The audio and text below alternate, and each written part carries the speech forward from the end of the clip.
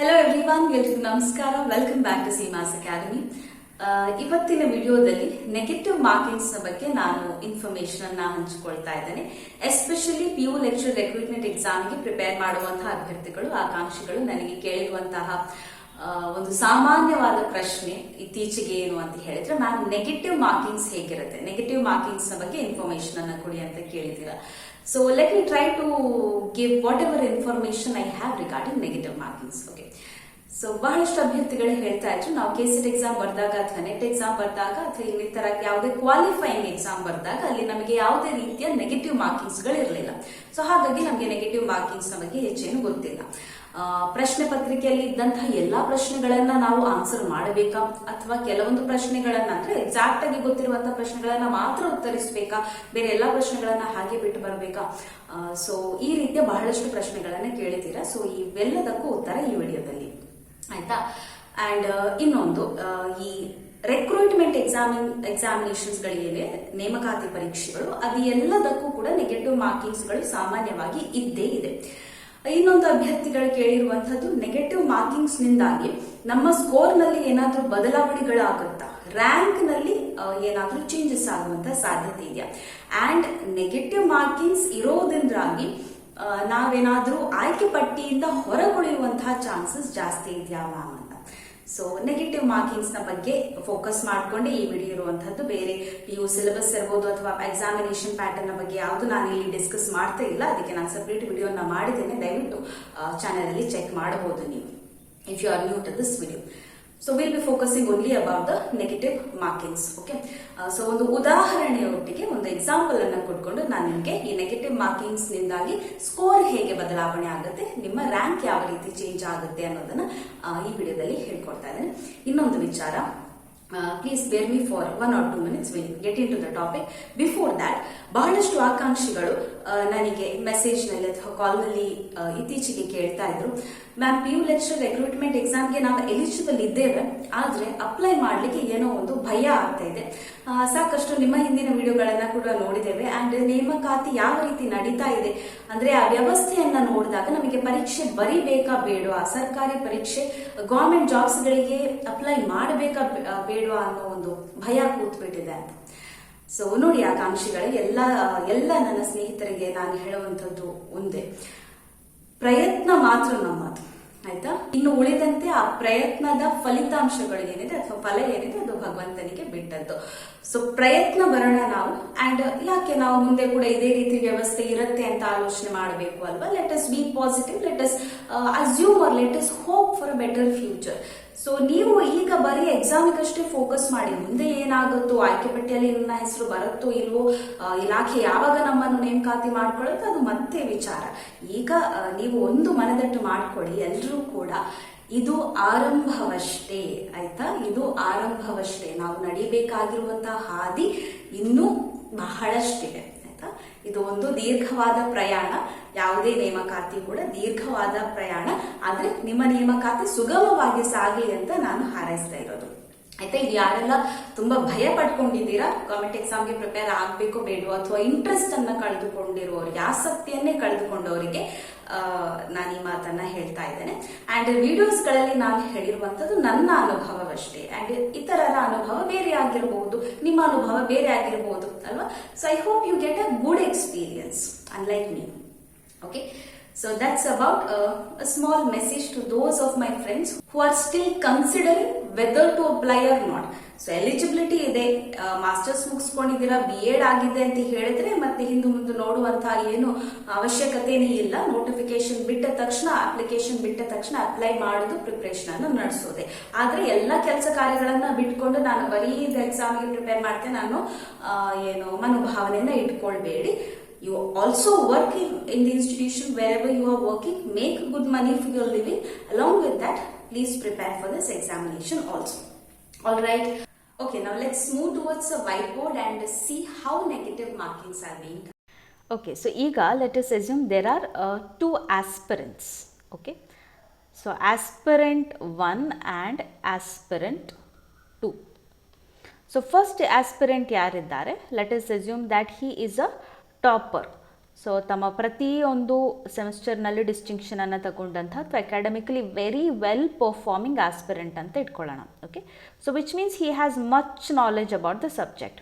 All right, and then we have aspirant 2 who is a average aspirant, ಆದರೆ ಅವರು ಈ ಎಕ್ಸಾಮಿಗೆ ಸಾಕಷ್ಟು ತಯಾರಿಯನ್ನು ನಡೆಸಿದ್ದಾರೆ. ನಾವು let us assume that our question paper is of 100 questions. ನಮ್ಮ ಪ್ರಶ್ನೆ ಪತ್ರಿಕೆಯಲ್ಲಿ 100 ಪ್ರಶ್ನೆಗಳಿವೆ, ಪ್ರತಿ ಪ್ರಶ್ನೆಗೆ 2 ಅಂಕಗಳು. Okay, so every correct answer gives you 2 marks and negative ಮಾರ್ಕಿಂಗ್ನ ವಿಚಾರವನ್ನು ಮಾತಾಡ್ತಿದ್ದೇವೆ. ಸೊ ಹಾಗಾಗಿ ನೆಗೆಟಿವ್ ಮಾರ್ಕಿಂಗನ್ನು ನಾವು ಕನ್ಸಿಡರ್ ಮಾಡಲೇಬೇಕು. ಪ್ರತಿ ತಪ್ಪು ಉತ್ತರಕ್ಕೆ, okay, for every wrong answer you are going to get -0.5. ಅಂದರೆ ಪ್ರತಿ ತಪ್ಪು ಉತ್ತರಕ್ಕೆ ನೀವು ಅರ್ಧ ಅಂಕಗಳನ್ನು ಕಳೆದುಕೊಳ್ತೀರಾ. ಸೊ ಇಷ್ಟು ಗೊತ್ತಾಯ್ತಲ್ಲ, ಇಷ್ಟು ಬೇಸಿಕ್. ಪ್ರತಿ ಸರಿ ಉತ್ತರಕ್ಕಾಗಿ ನಿಮಗೆ 2 ಅಂಕಗಳು ಸಿಗ್ತವೆ. ಪ್ರತಿ ತಪ್ಪು ಉತ್ತರಕ್ಕೆ ಅಂದರೆ ನೀವು ಅಟೆಂಪ್ಟ್ ಮಾಡಿ ತಪ್ಪಾದರೆ ಅರ್ಧ ಅಂಕಗಳನ್ನು ಕಳ್ಕೊಳ್ಳುವಂಥದ್ದು. ನೀವು ಪ್ರಶ್ನೆಯನ್ನು ಅಟೆಂಪ್ಟ್ ಮಾಡಲೇ ಇಲ್ಲ ಅಂತ ಹೇಳಿದ್ರೆ ಅಲ್ಲಿ 2 ಮಾರ್ಕ್ ಕೂಡ ಸಿಗೋದಿಲ್ಲ, -0.5 ಕೂಡ ಇಲ್ಲ. That is neutral. Okay, so I hope this much you understood. ನಾವು ಆಸ್ಪಿರೆಂಟ್ 1 ಯಾರಿದ್ದಾರೆ, ಯಾರು ಟಾಪರ್ ಅಂತ ನಾನು ಹೇಳಿದ್ನು, ಅವರು 60 ಕ್ವೆಶನ್ಸ್, ಅವರಿಗೆ 60 ಕ್ವೆಶನ್ಸ್, ಈ 100 ಕ್ವೆಶನ್ಸಲ್ಲಿ 60 ಪ್ರಶ್ನೆಗಳು ಎಕ್ಸಾಕ್ಟಾಗಿ ಗೊತ್ತಿವೆ. ಅಂದರೆ ಇದಕ್ಕೆ ಇದೇ ಉತ್ತರ ಎಕ್ಸಾಕ್ಟಾಗಿ ಅವ್ರಿಗೆ ಗೊತ್ತಿದೆ.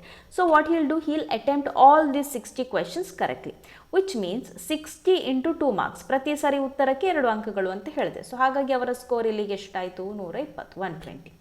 ನಾವು let us come to aspirant 2. So aspirant 2 ಚೆನ್ನಾಗಿ ಪ್ರಿಪೇರ್ ಮಾಡಿದ್ದಾರೆ, ಬಟ್ ಆವ್ರೇಜ್ ಸ್ಟೂಡೆಂಟ್ ಆಗಿರೋ ಕಾರಣದಿಂದಾಗಿ ಅವರಿಗೆ 50 ಕ್ವೆಶನ್ಸನ್ನು ಎಕ್ಸಾಕ್ಟಾಗಿ ಆನ್ಸರ್ ಮಾಡ್ಲಿಕ್ಕೆ ಬಂತು ಅಂತ ಇಟ್ಕೊಳ್ಳೋಣ. So 50 questions he is able to answer exactly. So ಇದು ಎಕ್ಸಾಕ್ಟ್ ಆದ ಆನ್ಸರ್ ಅಂತ ಅವ್ರಿಗೆ ಗೊತ್ತಿದೆ, ಹಾಗಾಗಿ 50 ಕ್ವೆಶನ್ಸನ್ನು ಅಟೆಂಪ್ಟ್ ಮಾಡಿದ್ದಾರೆ ಆ್ಯಂಡ್ ಅದು ಎಲ್ಲವೂ ಕೂಡ ಕರೆಕ್ಟ್ ಆಗಿದೆ. So 50 × 2 he is going to get how much, 100 marks here. Now what this first aspirant does, the topper aspirants ಅವನು ಏನು ಮಾಡ್ತಾರೆ, ಓವರ್ ಕಾನ್ಫಿಡೆನ್ಸ್ನಿಂದಾಗಿ ಇನ್ನು ಉಳಿದಂತಹ ಎಲ್ಲ 40 ಪ್ರಶ್ನೆಗಳನ್ನು ಅಟೆಂಪ್ಟ್ ಮಾಡ್ತಾರೆ. ಓಕೆ, ಸೊ ಆ 40 ಪ್ರಶ್ನೆಗಳಲ್ಲಿ ಹೆಚ್ಚಿನ ಕ್ವೆಶನ್ಸ್ ಅಥವಾ ಕಾನ್ಸೆಪ್ಟ್ಸ್ಗಳನ್ನು ಅವರು ಕೇಳೇ ಇರೋದಿಲ್ಲ, ಅವರು ನೋಡೇ ಇರೋದಿಲ್ಲ, ಅಂಥ ಕಾನ್ಸೆಪ್ಟ್ಸ್ಗಳಿರುತ್ತೆ. ಆದರೂ ಕೂಡ ನನಗೆ ಗೊತ್ತಿದೆ ಅಂತ ಹೇಳಿಕೊಂಡು ಆ 40 ಪ್ರಶ್ನೆಗಳನ್ನು ಅಥವಾ 60 ಕ್ವೆಶನ್ಸ್ ಕರೆಕ್ಟ್ ಆಗಿದೆಯಲ್ಲ ಅನ್ನೋ ಕಾನ್ಫಿಡೆನ್ಸಿಂದಾಗಿ ಅಥವಾ ಆ ಖುಷಿಯಿಂದ ಎಕ್ಸೈಟ್ಮೆಂಟ್ ಅಂತಾನೆ ಇಟ್ಕೊಳ್ಳಿ, ಎಲ್ಲ 100 ಕ್ವೆಶನ್ಸನ್ನು ಅಟೆಂಪ್ಟ್ ಮಾಡ್ತಾರೆ. So next 40 questions also he is going to attempt. Let us assume now that his luck factor is also little less.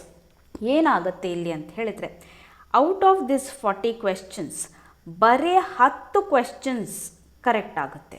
Okay, so only 10 × 2 which means 20 extra marks he is going to get. ಇನ್ನು ಉಳಿದಂತೆ 30 ಪ್ರಶ್ನೆಗಳು ತಪ್ಪಾಗ್ತವೆ, because he has attempted everything. ಈ 30 questions are wrong.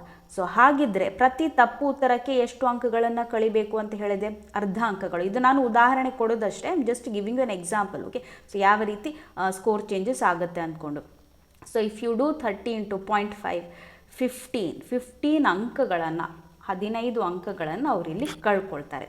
ಹಾಗಿದ್ರೆ total score aspirant 1 ಎಷ್ಟಾಯಿತು ನೋಡ್ಕೊಳ್ಳಿ, 120 + 20 correct ಆಯಿತು, 140. ಇಲ್ಲಿ 30 ಪ್ರಶ್ನೆಗಳು ತಪ್ಪಾಯಿತು, ಹಾಗಾಗಿ 15 ಅಂಕಗಳನ್ನು ಕಳಿಬೇಕಾಗುತ್ತೆ. 140 - 15. So our score is going to be 125 ಅಲ್ವಾ. ಅದೇ ಅವರು ಈ 30 ಪ್ರಶ್ನೆಗಳನ್ನು ಅಟೆಂಪ್ಟ್ ಮಾಡದೆ ಹೋಗಿದ್ರೆ 120 + 20 140 ಆಗ್ತಾಯಿತ್ತು. Correct. Anyhow, let's come to aspirant number 2 who is an average aspirant. So 50 × 2 questions ಎಕ್ಸಾಕ್ಟಾಗಿ ಕರೆಕ್ಟ್ ಆಗಿವೆ. ಇವರು ಚಾನ್ಸ್ ತಗೊಳ್ಳಿಕ್ಕೆ ಹೋಗಲ್ಲ. What he is going to do, ಬರೀ 20 ಪ್ರಶ್ನೆಗಳನ್ನು ಎಕ್ಸ್ಟ್ರಾ ಅಟೆಂಪ್ಟ್ ಮಾಡ್ತಾರೆ. ಆ್ಯಂಡ್ ಇವರ ಲಕ್ ಫ್ಯಾಕ್ಟರ್ ಕೂಡ ಒಂದು ಸ್ವಲ್ಪ ಚೆನ್ನಾಗಿದೆ ಅಂದ್ಕೊಳ್ಳಿ. Okay, so he is going to attempt 20 more questions. ನಾವು ಇವರ ಲಕ್ಕಿಗೆ ಆ 20 ಪ್ರಶ್ನೆಗಳಲ್ಲಿ 15 ಪ್ರಶ್ನೆಗಳು ಕರೆಕ್ಟ್ ಆಗ್ತವೆ. ಓಕೆ, ಅಥವಾ ಅವರಿಗೊಂದು ಸ್ವಲ್ಪ ಏನೋ ಕಾನ್ಸೆಪ್ಟ್ನ ಬಗ್ಗೆ ಅರಿವಿತ್ತು, ಏನೋ ಎಲಿಮಿನೇಷನ್ ಟೆಕ್ನಿಕನ್ನು ಯೂಸ್ ಮಾಡಿಕೊಂಡು 15 questions he is going to get it right. So ಹಾಗಿದ್ರೆ ಅವರ ಸ್ಕೋರ್ ಇಲ್ಲಿ ಎಷ್ಟಾಯಿತು, 15 × 2 30. Right. Then let us assume that 5 ಪ್ರಶ್ನೆಗಳು ತಪ್ಪಾಯಿತು. ಓಕೆ, ಸೊ 5 ಪ್ರಶ್ನೆಗಳು ತಪ್ಪಾಯಿತು ಅಂತ ಹೇಳಿದ್ರೆ 0.5 ಅಂಕಗಳನ್ನು ನಾವು ಪ್ರತಿ ಪ್ರಶ್ನೆಗೆ ಕಳಿಬೇಕಾಗುತ್ತೆ. So 5 × 0.5 you do, half of it is 2.5. So ಇಷ್ಟನ್ನು ನಾವು ಕಳಿಬೇಕು. Now if you check the score 100 + 30 130 - 2.5 that is 127.5.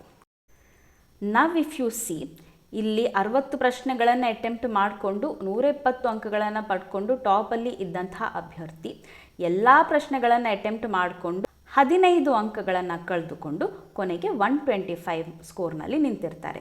ಅದೇ ಒಂದು ಆವ್ರೇಜ್ ಆಸ್ಪಿರೆಂಟ್ ಬರೀ 50 ಕ್ವೆಶನ್ಸ್ ಅವರಿಗೆ ಎಕ್ಸಾಕ್ಟ್ ಆಗಿ ಗೊತ್ತಿರುತ್ತೆ, ಅದರ ಮೇಲೆ ಅವರು ಒಂದು 20 ಕ್ವೆಶನ್ಸ್ನ ಚಾನ್ಸನ್ನು ತಗೊಳ್ತಾರೆ, ಬರೀ 2.5 ಮಾರ್ಕ್ಸನ್ನು ಕಳೆದುಕೊಳ್ತಾರೆ, 127.5 ಮಾರ್ಕ್ಸನ್ನು ಸ್ಕೋರ್ ಮಾಡ್ತಾರೆ. ಈಗ ಈ ಆಸ್ಪಿರೆಂಟಿನ ಮೇಲೆ ರ್ಯಾಂಕನ್ನು ಅವರು ಪಡೆದುಕೊಳ್ತಾರೆ.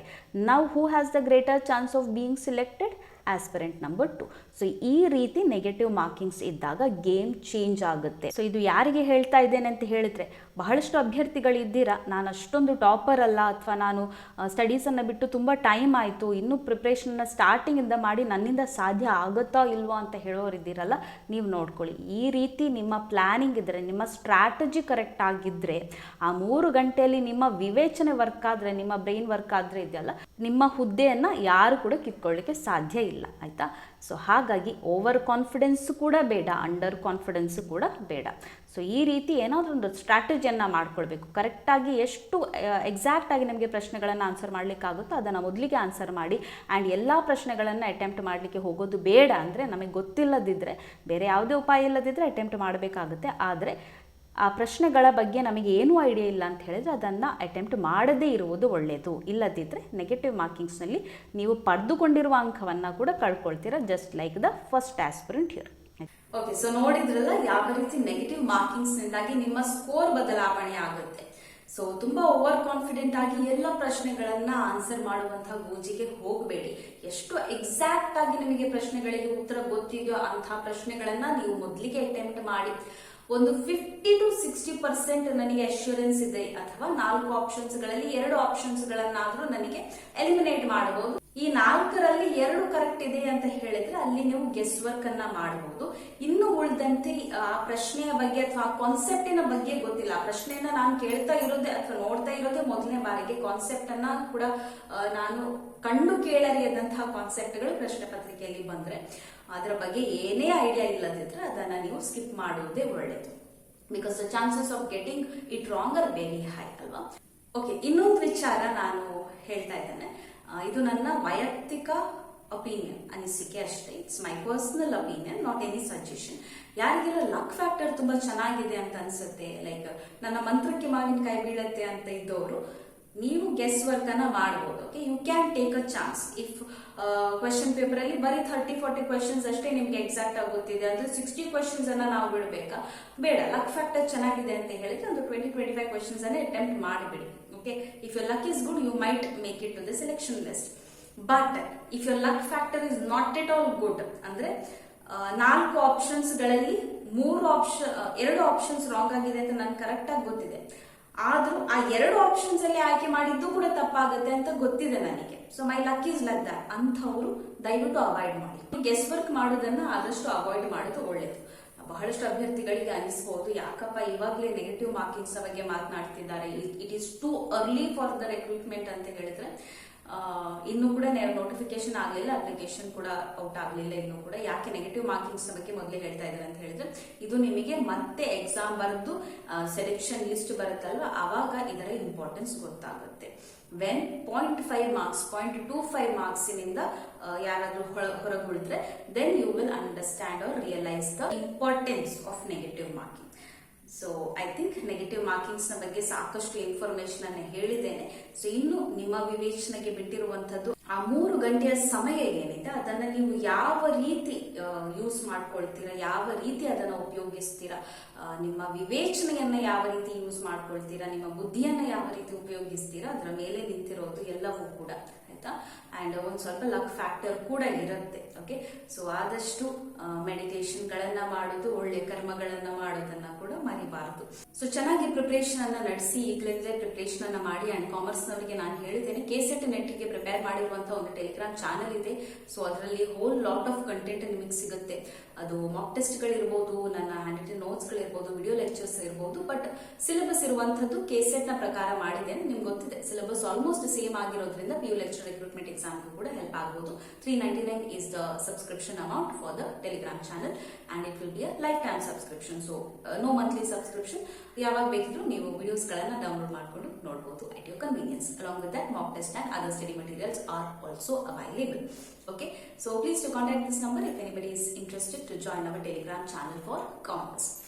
Anyhow, so that's all about today's video, negative markings.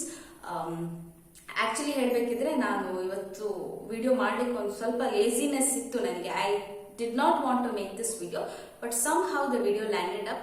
So ನೀವು ಈ ವಿಡಿಯೋನ ನೋಡ್ತಾ ಇದ್ದೀರಿ ಅಂತ ಹೇಳಿದ್ರೆ something is destined for you. I believe somewhere somebody needed this video. So yes, that was all about the information about negative markings I had. So ಎಲ್ಲವನ್ನ ಕೂಡ ನಾನು ಹಂಚಿಕೊಂಡಿದ್ದೇನೆ. ಇನ್ನು ನಿಮಗೆ ಬಿಟ್ಟದ್ದು ಎಷ್ಟು ಕ್ವೆಶನ್ಸ್ ಅನ್ನ ಅಟೆಂಪ್ಟ್ ಮಾಡಬೇಕು, ಎಷ್ಟು ಕ್ವೆಶನ್ಸ್ ಅನ್ನ ಸ್ಕಿಪ್ ಮಾಡಬೇಕು, that is left to you and completely depends on your preparation. Concept ಗಳನ್ನ ಚೆನ್ನಾಗಿ ಅರ್ಥ ಮಾಡ್ಕೊಳ್ಳಿ. ಬರೇ ಏನು ಬೈ ಹಾರ್ಟ್ ಮಾಡುವಂತ ಏನು ಗೋಜಿಗೆ ಹೋಗೋದು ಬೇಡ. ವೆಬ್ಸೈಟ್ ಕ್ವೆಶನ್ಸ್ ಗಳನ್ನ ಕೂಡ ನೀವು ಸಾಕಷ್ಟು ಡೌನ್ಲೋಡ್ ಮಾಡ್ಕೊಂಡು ವೆಬ್ಸೈಟ್ ಕ್ವೆಶನ್ಸ್ ಗಳನ್ನ ಕೂಡ ಪ್ರಾಕ್ಟೀಸ್ ಮಾಡ್ತಾ ಇರಿ. ಆಗಾಗ ಮಾಕ್ ಟೆಸ್ಟ್ ಗಳನ್ನ ತಗೊಳ್ತಾ ಇರಿ. ಸೊ ಚೆನ್ನಾಗಿ ಪ್ರಿಪರೇಷನ್ ಅನ್ನ ನಡೆಸಿ. ಎಲ್ರಿಗೂ ಒಳ್ಳೆದಾಗಲಿ. Thank you so much for watching the video. I'll see you in the next video. Till then, take care. Bye bye. Namaste.